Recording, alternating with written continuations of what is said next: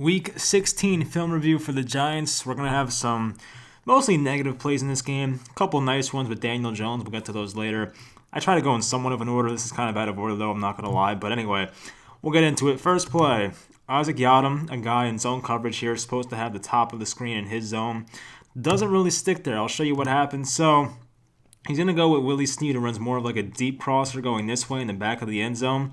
Hollywood Brown, who is right here, runs more of a shallow crosser and goes to that left corner. Isaac Yiadom kind of overcommits right here with Snead. We'll watch it right here. Overcommits too far inside. Right here, you're not expecting this guy. I think it's either Crowder or it's Cam Brown. I can't tell who it is, but it's not his responsibility. This is for Isaac Yiadom to be back here and take away this area. That's not where he is. He follows Willie Snead too far inside. There's a wide open Marquise Brown, and it's an easy touchdown right there for the Ravens. So you can blame Isaac Yiadom for that one. That was Tay Crowder right there, by the way. Now, we'll see how much time he had to throw, because that was a problem a lot in this game. It's Giants send 3, and there really was no pressure whatsoever. I mean, Jackson had 1, 2, 3, 4, I would say a little over 4 seconds right there. And when you have a guy right here breaking down his responsibility in the secondary, it's an easy 6 points for the Ravens. Here's another play where no pass rush killed them once again. I think they sent 4 guys this time on the defensive line. So the Giants, I think, go in zone coverage. It looks like it at least. And Lamar Jackson has at least 5 seconds to make a decision here.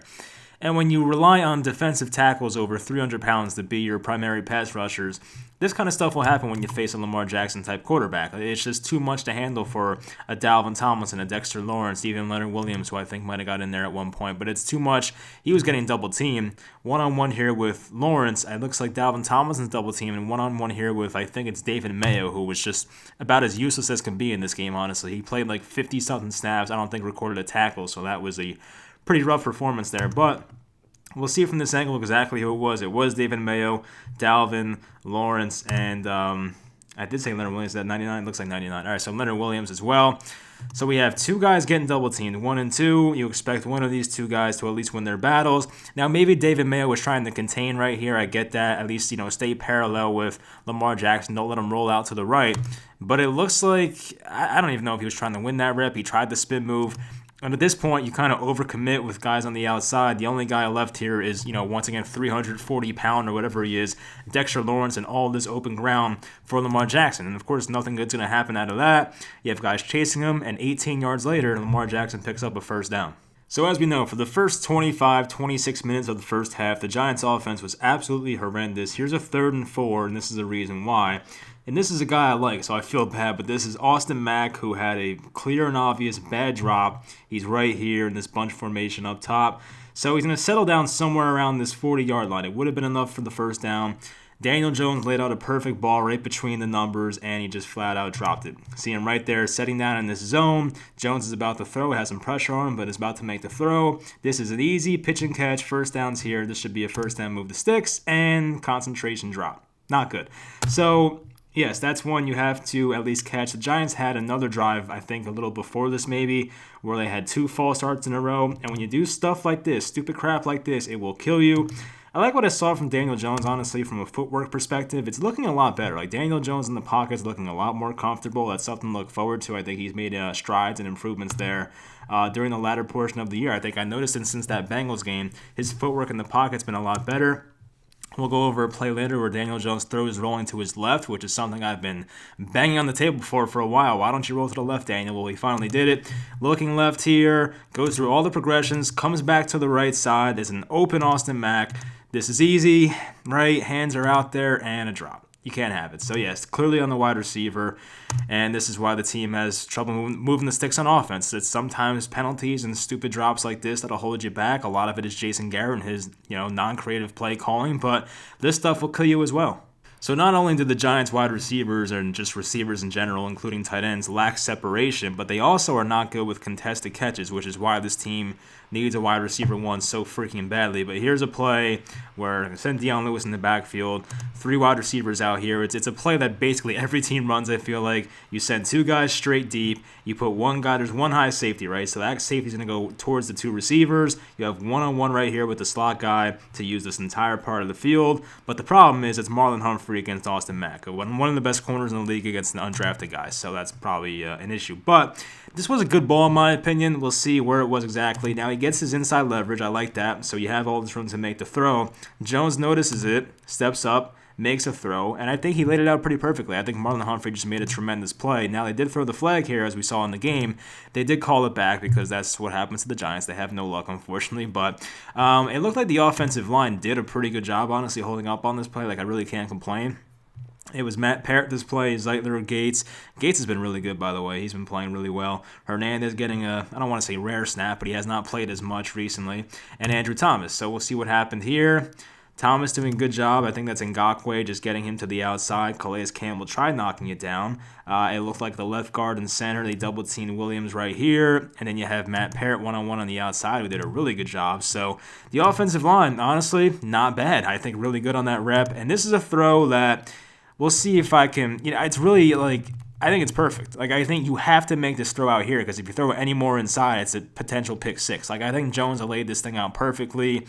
If your receiver can't get it, don't let anyone get it. Humphrey may have had the left arm right here on the back of Austin Mack, but I think this is the best way you can do it. I think he made a great play. I would not have thrown the flag personally, but the ball location was good. Just sometimes you run into a really good cornerback, and that's an instance of it. And your wide receiver, as I said, is an undrafted guy, so it's not a battle he's supposed to win. It would have been nice, but that was a really great play by Humphrey. But I think good ball location by Daniel Jones.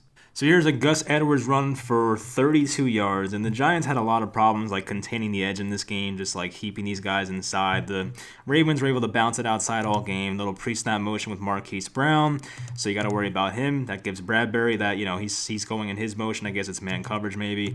It is man coverage. So, yeah, so they're going to hand it off to Gus Edwards, who's right here. He has one guy pulling, it looks like. One guy falls. I think that was Logan Ryan. Yes, it was. I remember that on the broadcast. And, you have a guy in man coverage here, of course, so he's not going to turn his head. He doesn't realize that you have one high safety up here who you're going to hope is going to make the tackle. But honestly, that's a really bad angle by Xavier McKinney. I have my concerns about McKinney from what I've seen in this game. Like, he really did not play well. Took a lot of bad angles, missed some tackles. Blake Martinez, you kind of hope laid out a bit earlier. Once you see him cut inside, at least try to cut him off and maybe dive at his feet. So I think he did eventually and did get him. But, yeah, that is not a good route right there by Xavier McKinney. I know he has not played in a long time, had the injury, but I do expect better from a guy taking that high in the draft. And, I did love Antoine Winfield, so I kind of, I obviously hope that McKinney outperforms him in his career. But so far it has not looked that great. But, hopefully it's just a rough game for a rookie. But we'll see what happens. So it looks like David Mayo. Logan Ryan might have been the guy to make this play. Now, I honestly, looking at it from this angle, I honestly think it was a little teammate-on-teammate crime. I really think Blake Martinez just tripped Logan Ryan, which sometimes can throw off an entire play. It's just stupid stuff like that. Yeah, that's exactly what happened. So he didn't just fall. He tripped on Blake Martinez. Then you have the safety up here. Okay, it's going to be a 10 to 15-yard game, but then your safety takes an awful angle. And Gus Edwards has made improvements as a player, but Gus Edwards is not Barry Sanders. You have to make this tackle, honestly, as a safety. So that's not good. Turns into 32 yards. Definitely not great run defense by the Giants right there. So we will go over our fair share of the Giants' offensive line letting up sacks, and here's another instance of it. So I might critique Daniel Jones in a way on this one, and we'll look at it in a second. I mean, yeah, this is the thing. Like, I understand the offensive line sucked on this play, but your offensive line is not going to be perfect every single rep. I think we get that. If you're Jones, you kind of have to feel this coming. It's, not your blind side. I could see if it was behind them, but you kind of have to see this in the corner of your eye. You have your left guard and center, I think it was, or left guard and running back. I'll look at the other angle. It looks like Shane Lemieux, who honestly is just not good in pass blocking. It's a real issue.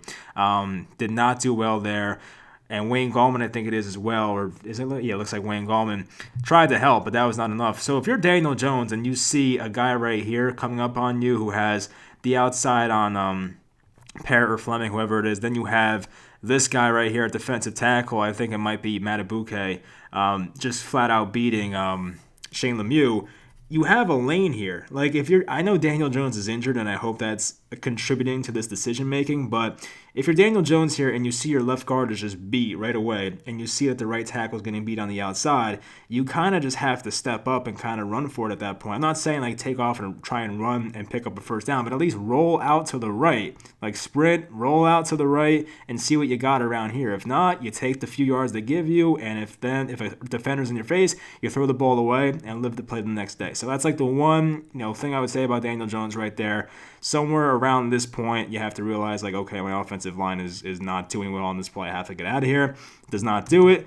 And as I said, I hope the lack of mobility with the injury contributes to that, but Matabuke gets the sack. Honestly, been a really good, nice find at defensive tackle for the Ravens. You can find defensive tackles in the middle of the draft, I always say, and then Ravens definitely found a nice player right here.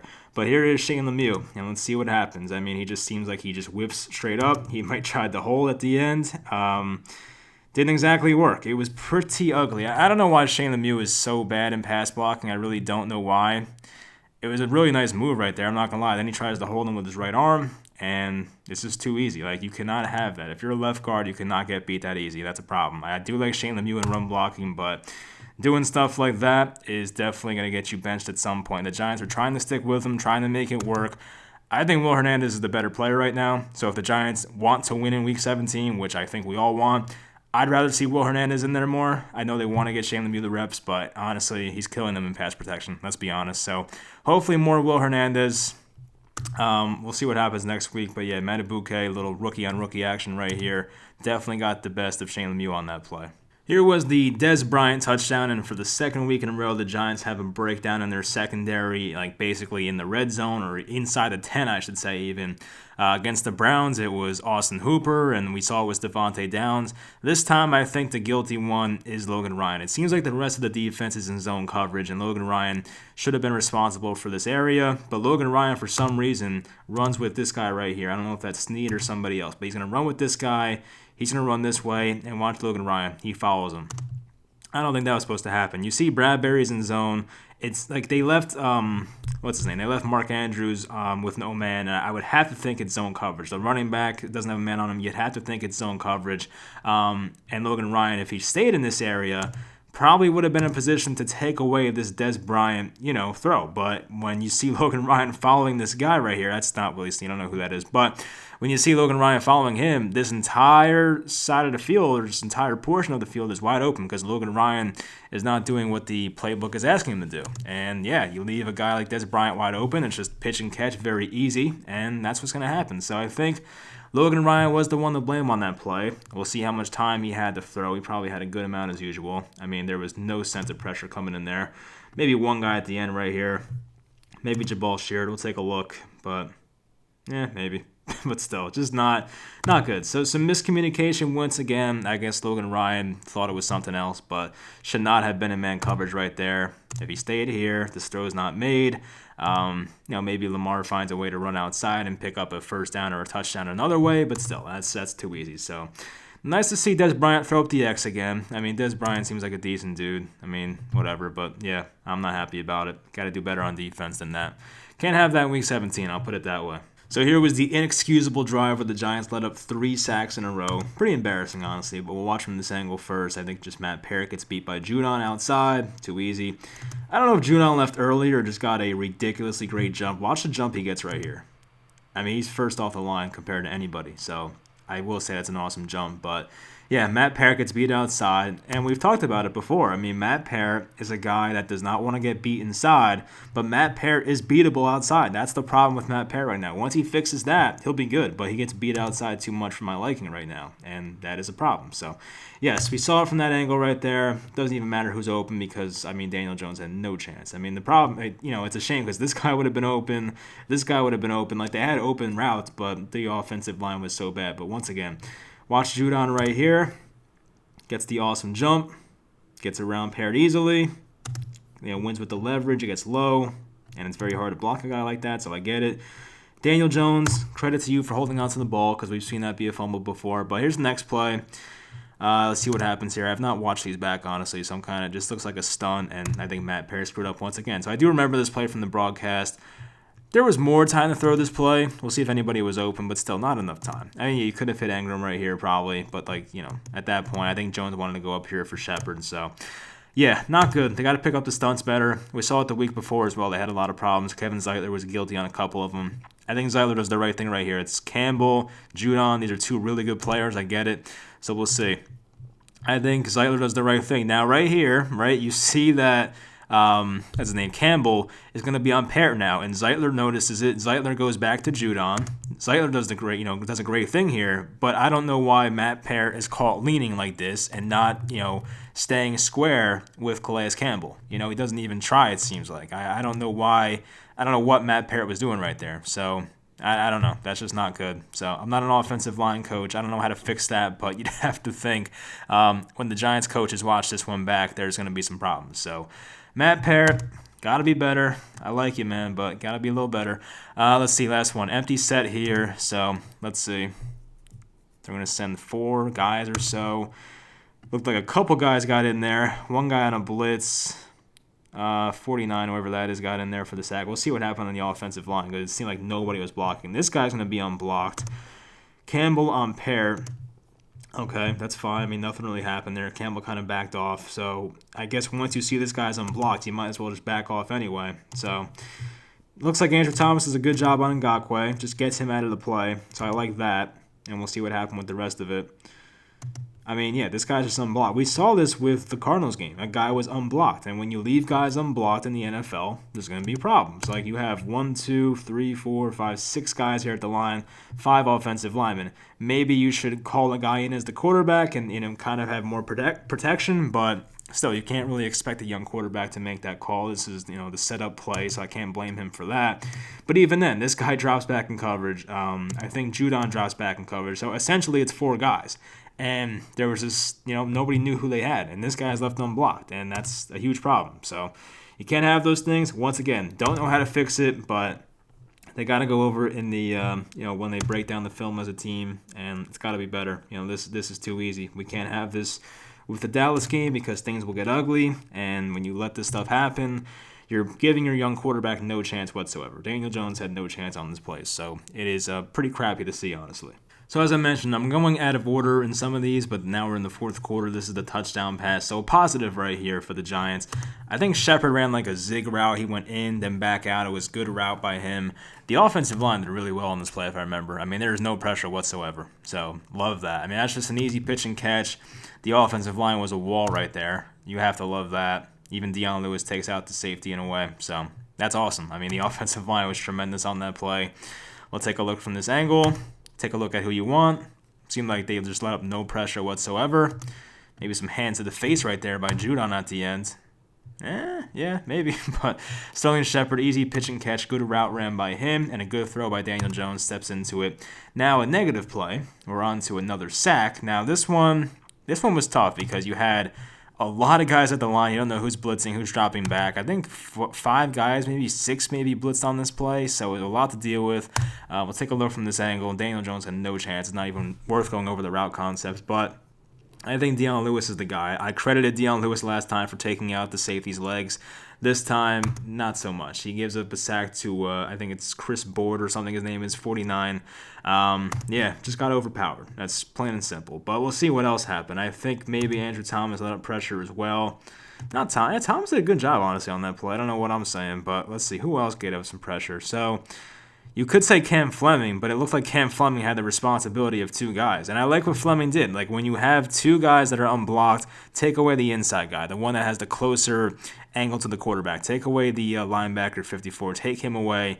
Let the outside guy free if you have to. I mean, he tried to get both, but yeah. So it is what it is. That was a not so good situation for the Giants. Too many pass rushers, not enough blockers. But I guess I'll credit Cam Fleming because I remember this is how my mind works. All the way back to week 1, there was a similar situation where Cam Fleming was on an island like this. It was like, I don't know, TJ Watt and somebody else. And like Cam Fleming just didn't know who to get, and Cam Fleming let both of them go by. At least this time, he made somewhat of an effort to get the inside guy. At least he made somewhat of an effort, so that's an improvement from Cam Fleming, which I like. But yeah, Deion Lewis has to be better on that play, honestly. So here was one of my favorite Daniel Jones plays of the day, 3rd and 15. I know the game is very out of reach at this point, but I think they did score on this drive. This was the Shepard touchdown, I think, so that is a positive.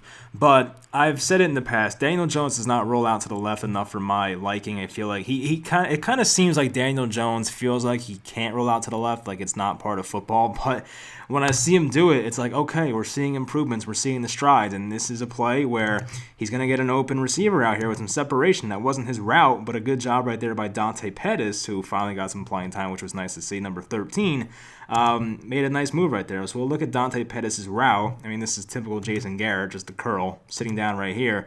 But once he sees DJ roll out, kind of does like a little spin move right here. We'll watch it. Right, spins out of it, then gets some separation. So a really good job by Dante Pettis, honestly. I hope he plays more down the stretch, whether it's one game or in the playoffs as well. But I like what I saw from Daniel Jones. Like, Andrew Thomas got Ngakoue all the way out here, gave Jones the ability to not only step up, but also move out to the left. And Jones noticed it. That's, like, tough when it's behind you. It's harder to notice it, you know what I mean? So Daniel Jones, the pocket awareness is really good right there. I love that. That's actually really positive. It's showing that he's progressing in the right way. So if Jones can play like that and do more things like that, he might be the guy. You know, I'm actually going to change my opinion if that happens. I have to see it more often, of course. I'm not going to let one play change my entire opinion on a guy, but at the same time, if he's doing stuff like that more consistently, I'm going to have to like it. You know, that's stuff I want to see. So anyway, Yannick Ngakoue, Andrew Thomas. Thomas just gets him outside. Love that. Cam Fleming doing a good job right here. Inside guys doing a good job. Now, of course, you know, this is tough for Shane Lemieux because you're kind of, you know, Wolf right here is going to break away, and basically what he's trying to do is just not let him get in the backfield. When Wolf wants to break away, you can't hold, of course, so that's kind of like, you know, you can't really expect Shane Lemieux to hold that block right there. But the good news for us is Derek Wolf is not the fastest guy. Daniel Jones is pretty fast, is able to roll out and make a nice little sidearm throw right there to Dante Pettis. So honestly, one of my favorite Daniel Jones plays of the day. It looks simple right here. It looks simple on tape, but when you watch every snap of Daniel Jones and know his tendencies, to see him do something like this is a step in the right direction. So I'm happy about this, and if we see more of this in year 3, I will be very thrilled about that. So here's a play from the early second quarter that could have been a big play. I think you guys know what I'm talking about. And when we watch this on the broadcast, you're probably like, what the hell just happened? But honestly, I think this is Sterling Shepard's fault, if I had to think about it, because I don't know if this is an option route or not. I would think it is, but when you're Sterling Shepard and you see that there's no safety anywhere, like there's no safety, it's just one corner here, they're on an island by themselves. Sterling Shepard has to recognize that and break off here and just go deep. Keep going deep. And Daniel Jones sees it. There's no safety. Wants to make this throw. But for some reason, Shepard continues to run that curl. And, yeah, it falls incomplete, of course. So it looked bad on the broadcast, but I think Daniel Jones is the one who made the right decision there. I could be wrong. I think he was supposed to go deep on this play. But, you know, it is what it is. Miscommunication, but that could have been a big play. And the Giants definitely needed a big play for how much their offense was struggling on that play. Seemed like a lot of guys were rushing the passer right there. And it seemed like, you know, other than the unblocked safety, Clark, it seemed like everyone did a good job. And some, you know, you don't have enough blockers, of course. Like, there's only so many guys you can block. It seemed like this was Cam Fleming, I think it is, tried to at least get a right hand on him, which was good. That might have held him back just a bit. And it honestly might have worked. That might have been the reason he got that throw off. But, yeah, I mean, look, I don't know 100% certain if Shepard had the option route or if it's just a straight curl. But if he did have the option to go deep, probably should have stuck with it. Because I feel like he didn't have great separation out of his break, right? Or out of the route, I should say. But that's a tiny bit of separation. You could make that throw. And Jones saw it the whole way. So I do wish he kept going. But miscommunication. Hopefully they do fix that stuff going forward, though. So I called out Xavier McKinney before for a missed tackle. Isaac Yiadom had his fair share of missed tackles, and here's one right here. He had one right after this, too, with Lamar Jackson on the right sideline. It might have been the same drive. No, maybe it wasn't. I don't know. But he had a missed tackle on Lamar Jackson somewhere right around this area, but this is a different one. So this one is on, I think it's Gus Edwards, and I think he honestly gets put into the ground right here. Now, I will say, I'm going to try and be positive, of course, but I will say, he did do a good job of avoiding this blocker. I will say that. He did bounce outside a bit right there, right? He kind of set the edge. He did do a good job of avoiding this blocker. He easily could have just sat there, took this block, and just not been an impact on this play. He did a good job of just getting outside to get away from this block. But when you get thrown in the ground right there like that and allow the running back to pick up 8 more yards and a missed tackle by, is that Jabril? I can't really tell, honestly. But when you miss, yes, Jabril. Jabril Peppers, Isaac Yiadom. That's not good. You cannot have that once again. There were missed tackles everywhere. It wasn't just those guys. I saw Blake Martinez miss some. I saw Logan Ryan miss some. I just, just about everybody. I feel like Bradbury played well for the most part. I think he did pretty well, but it seemed like everybody just missed tackles. I get what Jabril Peppers is trying to do there, but when Gus Edwards steps over you, it's not going to work. At least try to wrap him up, So not good at all, but tackling has to be a lot better. That was definitely a shame. And Isaac Yiadom at one point looked like he was finally getting things together, but this was a game where he looked like just garbage. I have to be honest. He did not look good whatsoever, and there was one play that's an example of it. So here's the last one we'll go over. Once again, not a positive play for the Giants. Just, guys, I mean, I don't know how this lane got so wide open. We'll take a look as to how. It looked like they were going to drop back in zone. That's what the Giants have been doing all game right here. So once you drop back in zone, you already give the offensive line the advantage of at least getting out in space and finding blockers or finding blocks to make in the secondary. So I will say that, but this was too easy. Lamar Jackson, 20 yards. Blake Martinez did not do a great job here. Like, Martinez has to see it, and he doesn't. He kind of just sits back, and you see this blocker coming. I think that's Orlando Brown. Huge guy, I get it. But, even Blake Martinez takes a terrible angle, just misses it. Doesn't even have the angle to tackle Jackson. And I'm trying to see how he got so wide open. Carter Coughlin kind of eats up the block right here. Not much you can do, honestly. I get it. Cam Brown on the weak side tried to get there in time, but Cam Brown at the same time, you have to watch out for J.K. Dobbins, because if you overcommit right here to Jackson, then J.K. Dobbins has basically an open field for a touchdown. So I get where Cam Brown's coming from. He had to wait to see who actually had the ball. I can't be mad at him. Blake Martinez, as I said, I wish was a bit more aggressive and ran up here and tried to make a play in this gap before allowing Brown to get in the secondary to make that block. I don't know why Blake Martinez was so laid back and just hesitant right there. I mean, Blake Martinez knows better than me, so I can't really say much. But at the same time, I do wish I saw a little better effort. But anyway, at least they made the tackle and didn't go for a touchdown. Xavier McKinney makes the play, so there is a positive. But yeah, that was not good. And the Giants dropped back in zone coverage. I forget what the down and distance was. It was 2nd and 10. The Giants dropped back in zone coverage so much in this game that it just kind of opens up this, opportunity for delayed handoffs and read option plays and things like that. And when you allow the offensive line to just get out in space like this, when your left tackle is, I don't know how big he is, but he's huge, to get out in space like that, it's going to be easy. And you see guys like DJ Fluker right here. They're doing a nice job of sealing on Dexter Lawrence and number 72. I don't know who that is, but they're doing a good job right there as well. So give credit to the Ravens, but that's too easy. 20 yards for the quarterback. I know Lamar Jackson, former MVP. Ever heard of him? I get it, but at the same time, too easy right there for the Ravens. But anyway, that will do it. Some positives, some negatives. Hey, I like what I saw from our young quarterback this game. I will say that. Daniel Jones wasn't perfect, but I think played a really nice game. Mistake-free, did what he could. I mean, the offensive line sucked once again. The receivers don't get open too many times, but when they did, Daniel Jones did find them, so I'll give him a lot of credit. Defense has regressed. I don't know if teams have figured the defense out recently or what. It seems like since that Seattle game, the defense has not been great. But at the same time, you could blame the offense because the offense is off the field way too quick and the defense plays too much. The time possession has been so bad for the Giants, so I really can't fully blame the defense. It's definitely, both sides of the ball that are not living up to their expectations at the moment. But yeah, both sides have to get better, honestly. So yeah, hopefully the Giants find a way in Week 17 to pull this one off and make the playoffs if Washington loses as well. But anyway, I will talk to you guys tomorrow with The Entertainer. We'll be on my channel around 5:30, I believe, so go ahead and check us out there. Hopefully you guys join us. Hopefully you enjoyed this video, and I'll talk to you guys next time.